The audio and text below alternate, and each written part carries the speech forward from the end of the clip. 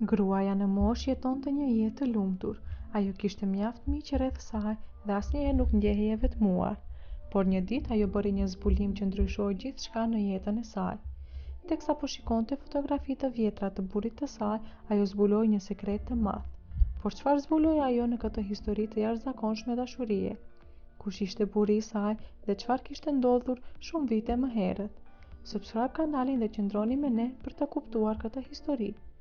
Një natë, kur Marta ju rikthye të kaluarës dhe po shikonte fotografi të vjetra të burrit të saj, ajo papritur pa një fotografi që nuk e kishte parë më herët. Ajo fotografi ishte ngjitur me një tjetër dhe Marta nuk e kishte parë më herët, edhe pse shpesh i kalonte nëpër duar fotografitë dhe kujtimet nga jeta e saj. Kur ajo e mori fotografinë në dorë, pa diçka të çuditshme. Në fotografi shihej burri i saj në moshë të re që po mbante një fotografi në dorën e tij. Por kur mori syzet e saja për të parë se çfarë shkruhej në dokumentin që mbante burri i saj dikur, ajo përjetoi shok të vërtetë. Për të kuptuar më tepër historinë e zakonshme të Paul dhe Martës, ne do të kthehemi në kohë. Të dy u takuan në një mbrëmje vallëzimi në qytetin e tyre. Marta ishte vajza e kryetarit të bashkisë dhe vinte nga një familje e pasur. Një natë, në vitet e 40-ta, ajo veshi fustanin e saj më të bukur dhe shkoi në një mbrëmje vallëzimi me shoqen e saj. Kur arritën atje, të gjithë sytë e njerëzve ishin te ajo, vajza më e bukur e qytetës, por asnjëherë nga djemtë nuk e merrte guximin që të ftohej për një vallëzim.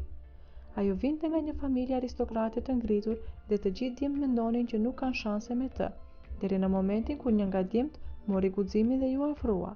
Djali nuk dukej i njohur për Martën dhe ajo mendoi që me siguri vjen nga ndonjë qytet tjetër afër.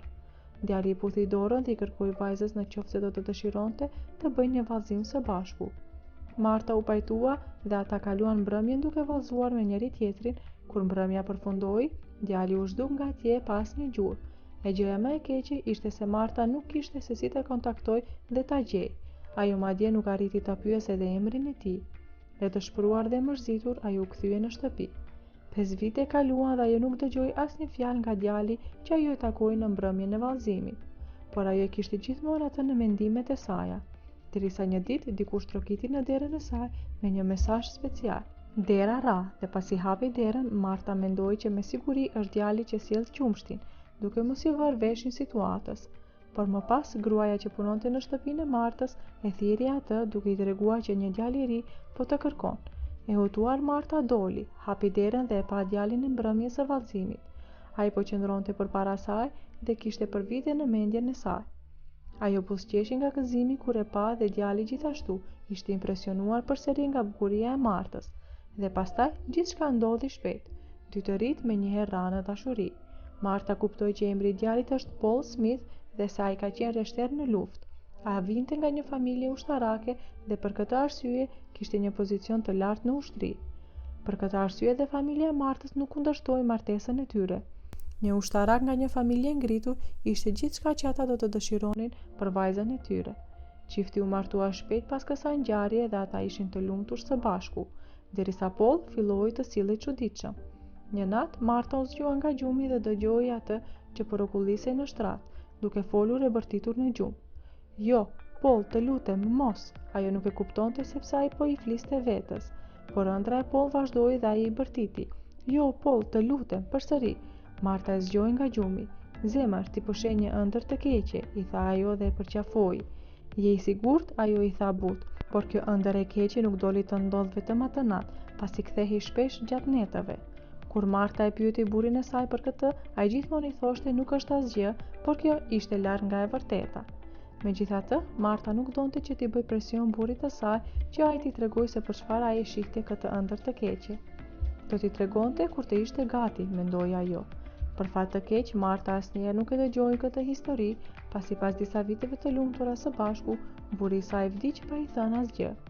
Për disa muaj Marta ishte totalisht e dëshpëruar, por më pas vazhdoi jetën e saj, pasi Polli kishte thënë që ai nuk do ta shohte të tillë dhe ajo bëri gjithçka të mundur që të bëjë më të mirën me jetën që i kishte ngelur.